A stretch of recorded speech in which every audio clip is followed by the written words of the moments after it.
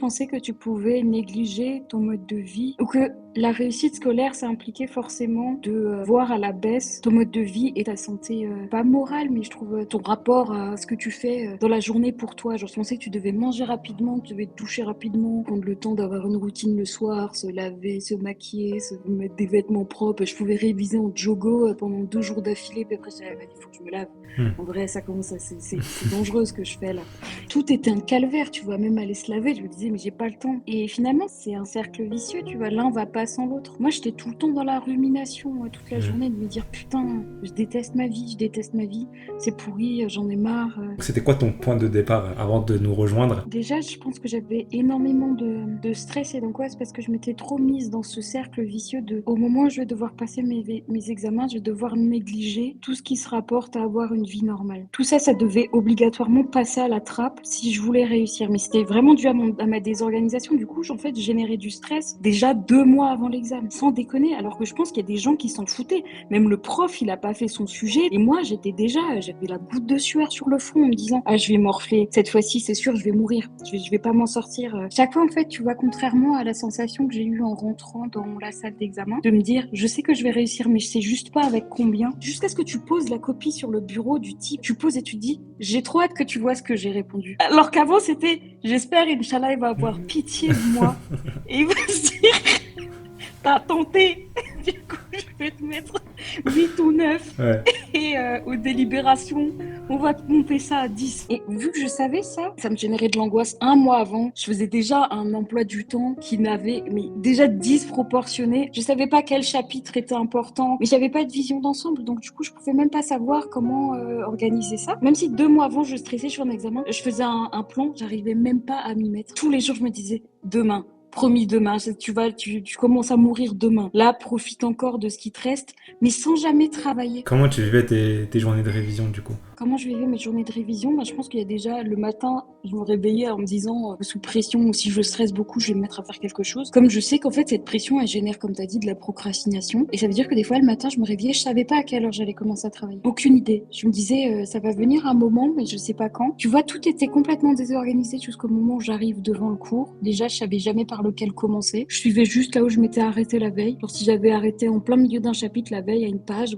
je revenais là et souvent, je me souvenais même pas là où je reprenais. Je me souvenais même pas ce que j'avais lu avant. C'est comme si j'y allais à contre-cœur. Donc j'avais pas envie de réviser déjà la veille, donc le lendemain je reprenais une lecture sans vraiment sans but. Et parfois ça fonctionne, et je pense que ça c'est un mauvais truc pour beaucoup d'étudiants, c'est que parfois ça passe en fait, on s'en sort à avoir des 10, 11 comme ça, et on se dit ouais mais il y a une fois j'étais vraiment dans la merde et j'ai eu 11. Et je me raccroche à ces trucs-là à chaque fois. Et du coup, ce mode de fonctionnement, il avait quoi il avait quel impact dans ton quotidien, dans ta vie sociale, familiale, Il etc. avait un impact vu que c'est des notes qui te font toujours passer à la limite. Je trouve en fait c'est très fatigant psychiquement. T'es tout le temps sur le fil, tu sais pas si ça va rater ou pas. Et donc tu revois encore à la baisse tous les trucs qui peuvent t'apporter un semblant de vie. Par exemple, quand tu sais que tu rates un truc avec 8, tu te dis putain, j'en ai déjà chié la dernière fois, je suis même pas sortie. Il faut que je sorte encore moins. Il faut que je mange encore plus vite. Il faut que je dorme encore moins. Déjà, moi, je pensais que le moment où tu passes un examen, c'est le moment où tu vas plus dormir, quoi. Comme tout le monde, tu sais, cette mémoire de travail où tu retiens les trucs vraiment à la limite,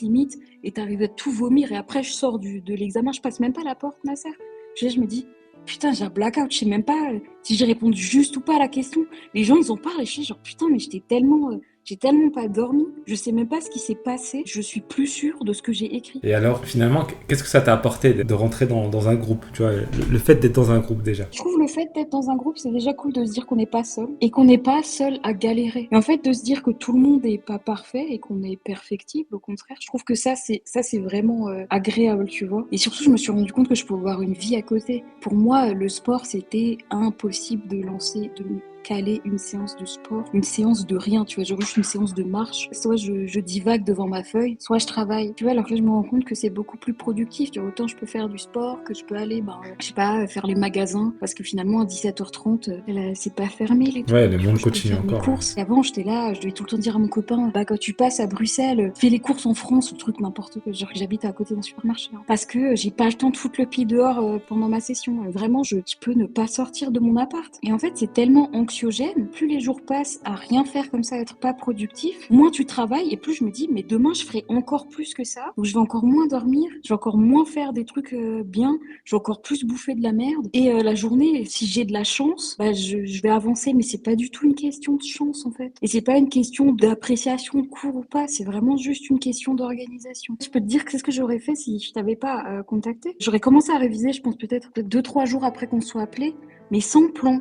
J'aurais lu le cours et je pense que le premier jour, j'aurais fait 4 chapitres. Ça m'aurait tellement dégoûté que le lendemain, j'en aurais fait la moitié d'un. Puis le surlendemain, j'aurais paniqué. J'aurais relu les 4 premiers parce que je m'en souvenais plus. Et en fait, mes journées, c'est tout le temps des trucs comme ça. Tu vois, des fois, j'ai des gens en appel qui hésitent à rejoindre l'accompagnement. Et toi, qu'est-ce que tu dirais justement à quelqu'un qui hésitera à passer à l'action? En vrai, je comprends qu'ils peuvent hésiter à un moment parce que c'est aussi un truc assez... c'est un peu l'ego, tu vois. C'est un truc humain de se dire ouais, vas-y, un tel, il s'en est sorti, pourquoi pas moi? Mais qu'est-ce que t'as à perdre en vrai à pas passer par 4 chemins et trouver tout de suite? Maintenant qu'on a l'opportunité de le faire, moi je pense que c'est un gain de temps pour tout. C'est même pas seulement un gain de temps, je pense que c'est plus un life changer. Comme tu l'as dit, tu peux l'appliquer à tout.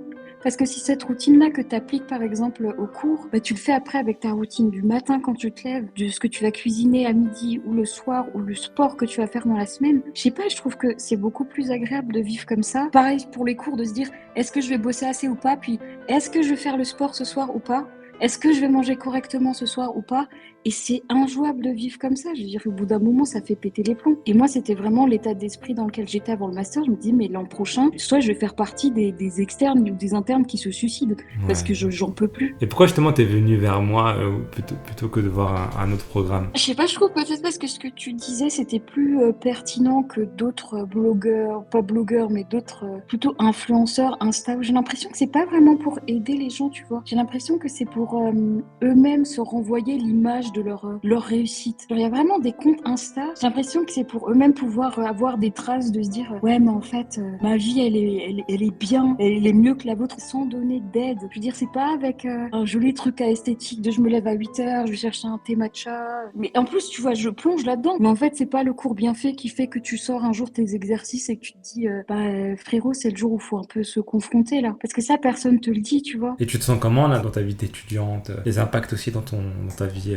hors études, qu'est-ce que ça a changé? Je trouve ça tellement enthousiasmant, tu vois, genre outre le fait de réussir des examens en vrai, ça c'était peut-être mon but avant, genre juste de réussir et de valider. Là, je trouve que c'est différent, tu vois, parce que ça devient presque un jeu. Et puis moi après, je pense que je suis aussi plus disponible pour mon copain et ma mère. Je pense que mon caractère, il est différent. Je suis beaucoup moins irritable, on va dire. Avant, c'était, je pleurais, je pouvais commencer à chialer 3 semaines avant l'examen, on me demande pourquoi, je sais pas. J'en ai marre, j'ai envie de mourir, ma vie est horrible, je sais pas ce que je fous là. Alors que là, ces derniers temps, même si j'ai eu des périodes de doute, au début, la découverte et les premières relectures, je me disais, je sais toujours pas si je vais y arriver, tu vois. Et puis après, en fait, il y a ce moment où ça s'évapore et tu te dis, non, ouais, ça passe. C'est pas si horrible, je sais pas pourquoi j'ai mis de côté, je sais pas pourquoi j'ai tellement eu peur de ce truc. Ouais, pourquoi est-ce que j'ai pas fait plus tôt, en fait? Et comment tu vois la suite là à partir de maintenant? Toujours avec de l'appréhension, je dirais, mais j'ai quand même hâte. C'est bizarre, non? J'ai peur, mais j'ai hâte. Parce que tu as gagné en confiance en fait par rapport au début, et quand tu gagnes en confiance, tu gagnes en ambition,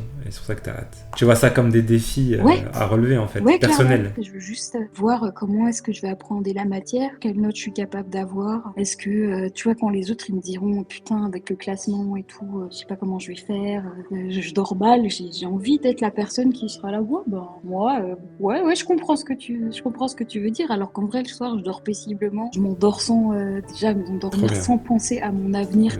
Toutes les 2 secondes, ça c'est horrible. Est-ce que avant de rejoindre l'accompagnement, t'aurais pu imaginer que 2 semaines plus tard, tu serais comme ça, dans une sérénité? Est-ce que t'arrives à t'imaginer même rendre ta copie en te disant non, bon j'ai validé, je sais juste savoir combien quoi. Même ça, si tu me l'avais dit 2 semaines avant, que 2 semaines après j'aurais dit c'est impossible. Pendant l'appel, c'est ce que je t'avais dit. Tu m'as dit oui, mais dans 3 mois, est-ce que ça va être bon? Mais je t'ai dit non, mais c'est pas dans 3 mois, c'est tout de suite là. C'est dans 1 semaine, 2 semaines, t'es déjà au taquet. Ouais. Tu vois, je te l'avais dit.